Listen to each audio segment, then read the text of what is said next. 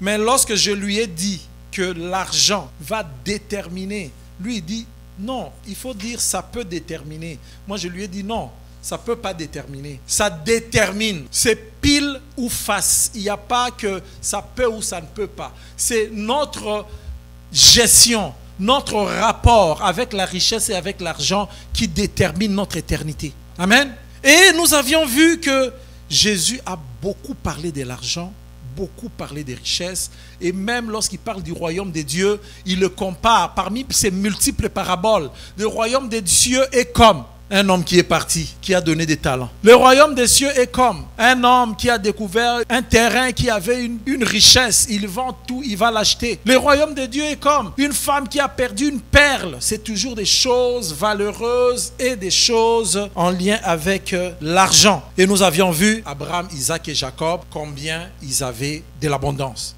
Donc Jésus a parlé beaucoup de la richesse. Aujourd'hui, on va continuer à parler du détachement à la richesse ou du détachement à l'argent. Imaginez que vous soyez chargé de garder la maison d'une célébrité. Mais des fois, rappelez-vous, lorsqu'il vous a été demandé que ça peut être un oncle, une tante, un collègue, un patron ou quelqu'un qui te dit « Aimé, moi je voyage, je vais te laisser ma maison pour que tu gardes. » Et toi, pendant que lui te dit ça, un membre de famille ou comme j'ai dit, une personne d'autre, tu prends un temps vraiment de rester dans cette maison-là. Lui, il est parti. Il te laisse la maison. S'il est parti pour une semaine, je pense que, surtout si c'est une personne qui est connue ou qui a de l'importance, imaginez ton oncle qui a beaucoup d'argent là, que tout le monde regarde et puis dit « Ah, si je peux être comme lui ». Et puis il voyage, il te dit « Aimé, reste dans ma maison ». Je ne pense pas qu'il y aura un seul jour où tu ne penseras pas à lui. Pendant la semaine,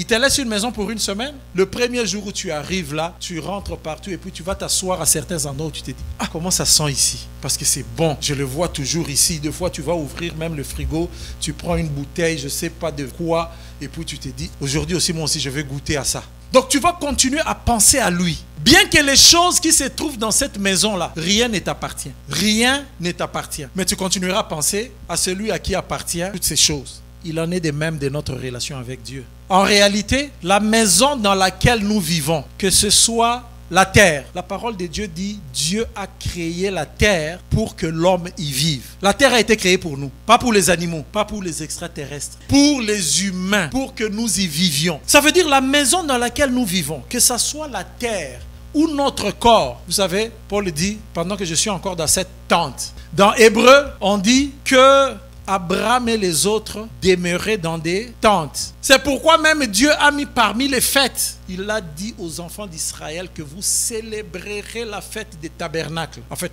tabernacle, ça veut dire une tente. Vous célébrerez la fête des tentes. Et il explique, ou des huttes. Il explique que parce que vous avez vécu dans des tentes. Et la terre, comme elle est là, est pour nous une tente. Transitoire et temporaire durant laquelle Dieu nous permet de vivre. Mais notre corps est aussi une tente. Comme je disais la nuit, vendredi, le véritable moi n'a pas cette taille. La taille ici, c'est seulement le corps qui a pris du lait des vaches très tôt et qui a grandi. Mais le véritable moi, c'est l'esprit d'aimer qui est dans ce corps. Donc c'est une tente. Alors je disais, la maison dans laquelle nous vivons, que ce soit la terre ou que ce soit notre corps, la voiture que nous avons, des choses que nous possédons, la voiture que nous conduisons, tout ça appartient à Dieu. Même les jardins que nous entretenons, bientôt ça va faire l'été. Il y aura des tulipes là-bas, des fleurs là-bas. On joue. Imaginez que même cet espace-là est à Dieu. Nous ne faisons que gérer. Ah, maintenant je vais mettre des fleurs ici, ça va être beau. Nous ne faisons que gérer. Nous sommes les gérants temporaires des choses qui appartiennent à un autre. De la même manière, le jeune ou l'image que je vous ai donnée, tu te retrouves dans la maison de ton oncle ou d'une célébrité. Il te demande de garder ça pour une semaine. C'est exactement ce qui se passe. Dieu nous donne un corps. Il nous met sur la terre. Il nous donne ce que lui possède. Et il dit, mais gère ça pendant, je ne sais pas, 60 ans, pendant 80 ans. Gère ça pendant la durée de ta vie. Ça correspond exactement à ça. C'est pourquoi notre manière de gérer les choses, soit notre attachement ou notre détachement aux richesses et à l'argent, va déterminer notre vie éternelle. Ça va déterminer, qu'on le veuille ou pas. Ce n'est pas que ça peut, ça ne peut pas. Ça va déterminer. Alors, les deux histoires d'attachement à l'argent que je voulais partager avec vous, c'est la même personne qui les a écrites. Premièrement, dans l'évangile de Luc, on va lire au chapitre 12, à partir du verset 16. Luc 12, 16. Il leur dit une parabole.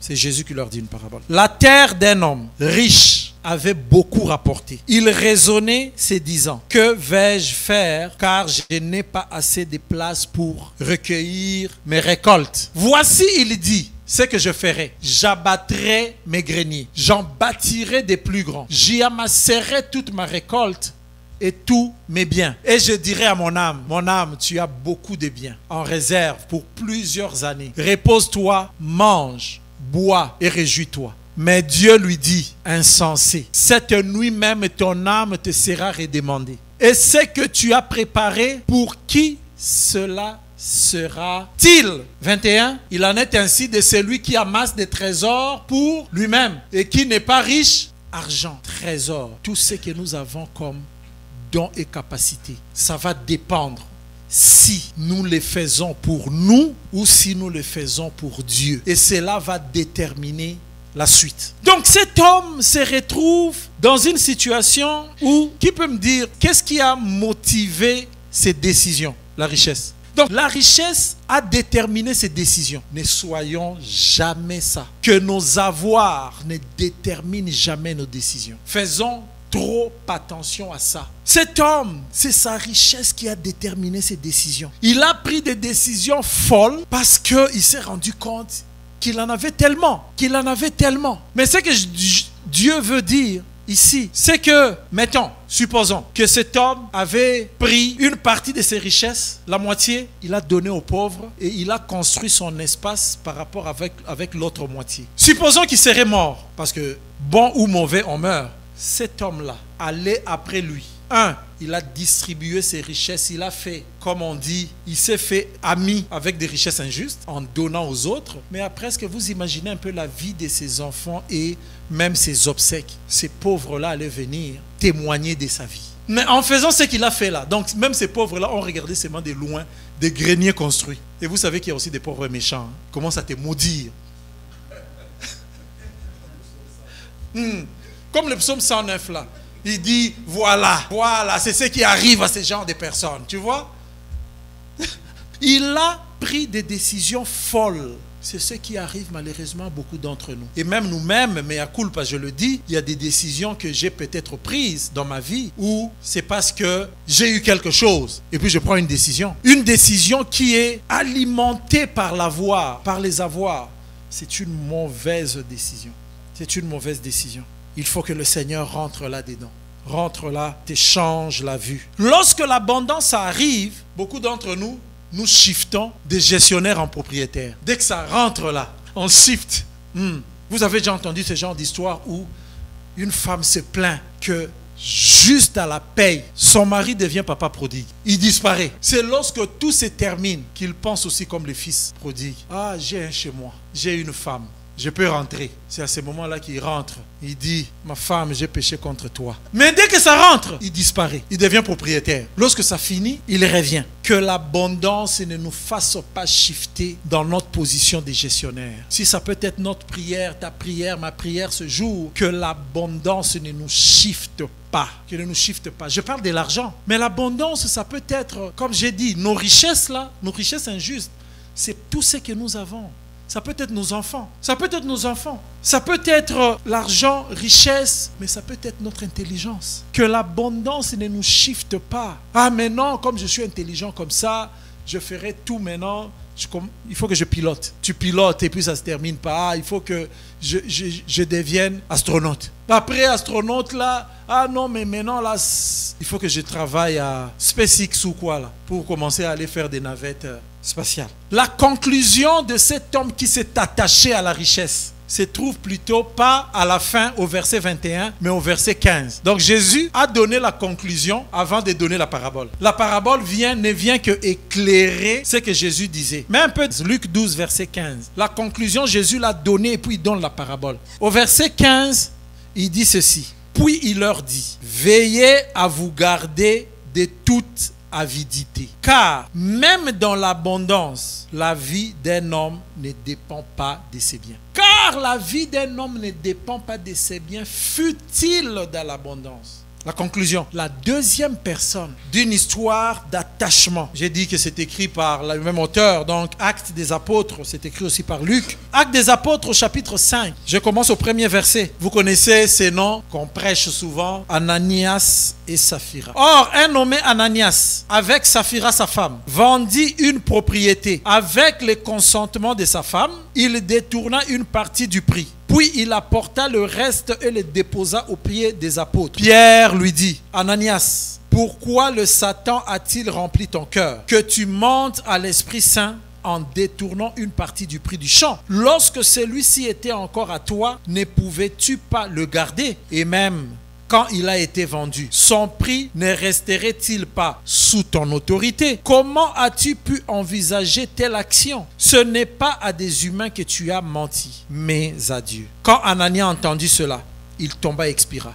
Une grande crainte saisit tous ceux qui l'apprirent. Les jeunes gens s'élevèrent, l'enveloppèrent, l'emportèrent et l'ensevelirent. Environ 3 heures plus tard, sa femme entra, sans savoir ce qui était arrivé. Pierre lui demanda, dis-moi, est-ce bien à tel prix que vous avez vendu les champs? Oui, répondit-elle, c'est bien à ces prix-là. Alors Pierre dit, comment avez-vous pu vous accorder pour provoquer l'Esprit du Seigneur? Sachez-le, ceux qui ont enseveli ton mari sont à la porte. Ils t'emporteront aussi. À l'instant même, elle tomba à ses pieds et expira. Les jeunes gens, à leur entrée, la trouvèrent morte. Ils l'emportèrent et l'ensevelirent auprès de son mari. Une grande crainte saisit toute l'église et tous ceux qui apprirent cela. Amen. Cette histoire, vous connaissez, c'est une histoire, pour moi, c'est une histoire triste. Parce que premièrement, c'est une histoire tellement contemporaine par rapport à nous actuellement. La seule différence, c'est que aujourd'hui, si quelqu'un fait ça et puis on lui dit pourquoi tu mens le Saint-Esprit et que la personne tombe et meurt, c'est moi qui irai en prison. C'est juste ça la différence. Il est mort à l'église. Lorsque son pasteur, son gourou lui a dit des paroles méchantes, c'est comme ça que ça va être rapporté. Et lorsqu'il tombe, le culte se termine. Parce que nous devons appeler le 911 et puis il ne bougera là que lorsque le coroner viendra. C'est juste ce contexte-là qui a changé. Mais le reste est pareil. Là, c'était à 500 à l'heure. Il tombe. Les jeunes gens n'ont même pas besoin des certificats de décès. On les prend. Le trou est creusé.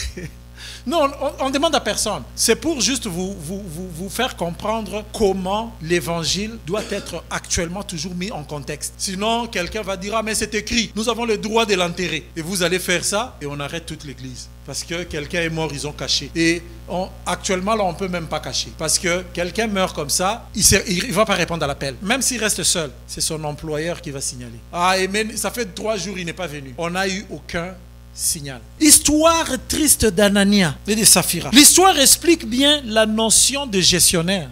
C'est pourquoi j'ai dit c'est tellement actuel. Parce qu'actuellement, nous faisons des transactions. Ce n'est pas une histoire qui est là pour que nous, serviteurs de Dieu ou responsables, nous prenons vraiment autorité sur les avoirs des croyants et dire, tu vois, si tu ne donnes pas ça par la peur, là, tu ne donnes pas, tu vois, c'est que ça va arriver comme c'est arrivé à Saphira. Ça n'a rien à voir. Pierre explique très bien que la propriété vous appartenait. Même lorsque vous l'avez vendue, c'est toujours vous qui avez l'autorité sur ça. Même pour donner, vous pouviez même rentrer et dire aux apôtres que on voit que nous n'allons plus vous donner.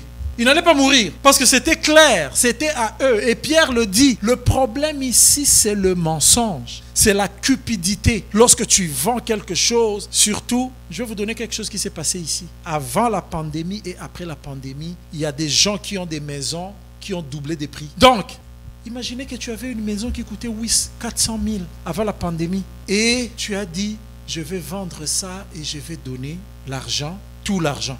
On arrive à 2022, 2023, l'acheteur s'est fait voir, tu t'entends avec ta femme. Tu dis, Joël, donnons seulement la moitié. Parce que de toutes les façons, la maison a monté des prix. Les 400 autres là, nous allons garder nous-mêmes. C'est ce qui est arrivé à cette couple. Et pourtant, Pierre leur dit, vous étiez libres Même lorsque vous avez vendu, vous étiez libre, ça vous appartenait. Leur bien, mais la cupidité et l'idolâtrie est le problème ici. C'était leur bien. Ils pouvaient en faire, Pierre dit, tout ce que vous voulez. Il dit ceci au verset 4. Lorsque celui-ci était encore à toi, ne pouvais-tu pas le garder? Vous voyez, lorsque c'était encore, mais à un certain moment, tu as dit, c'est ce que je vais donner. Il dit, et même quand il a été vendu, son prix ne restait-il pas sous ton autorité? Ça veut dire, tu pouvais encore en faire ce que tu veux. Mais venir dire que nous l'avons vendu à ces montants-ci, alors que toi et ta femme, tu sais clairement que ce n'est pas les montants. C'était ça le problème. Colossiens 3,5, qu'est-ce qu'il dit? Comme la conclusion, faites donc mourir les membres qui sont sur terre. Il cite maintenant les membres qui sont sur terre. L'impudicité, l'impureté, les passions, les mauvais désirs et la cupidité qui est une idolâtrie. Anania et Saphira, c'est un exemple de fait que les idolâtres, effectivement, mourront. Ils ne verront pas la gloire de Dieu. La cupidité, l'attachement à la richesse va faire que nous ne puissions pas gérer les choses comme des gestionnaires, mais comme des propriétaires. Est-ce que ce matin, nous pouvons dire, chacun peut regarder et dire, y a-t-il encore des choses sur lesquelles je suis attaché et que je continue à gérer comme propriétaire, et que ce sont les richesses qui prennent des décisions pour moi au lieu que ce soit moi qui prends les décisions sur les richesses? C'est poser la question de la bonne manière qui reflète la réalité du gestionnaire. J'ai partagé ça avec un frère. Vous savez ce que nous disons souvent lorsqu'il y a l'argent? On dit, quelle partie de mon argent doivent donner à Dieu? C'est ça qu'on dit, hein? Et c'est ça qu'on fait. Alors que nous devrions dire, quelle partie de l'argent de Dieu puis-je garder pour moi-même? Ça fait toute une différence, hein? C'est deux choses différentes. Ça va nous amener à commencer à nous détacher. Au lieu de considérer des pourcentages, quelle partie de mon argent je vais donner à Dieu? On lutte. Je vais prendre 10%. L'autre dit, j'ai déjà donné 10 qui ne me demandent plus. On lutte. L'autre vient, il dit, il bombe le torse en disant, moi je donne toujours la moitié. Je donne 50. Et c'est lui-là qui struggle, qui se combat avec les 10%. Et c'est lui qui donne 50. Dans ces conditions-là, Anania et Saphira, pareil. Alors que lorsqu'on dit, quelle est la partie de l'argent de Dieu puis-je garder pour moi-même? Je pense que personne ne fera des pourcentages. La manière de réfléchir va devenir différente. On agira réellement en gestionnaire. Que le Seigneur vous bénisse.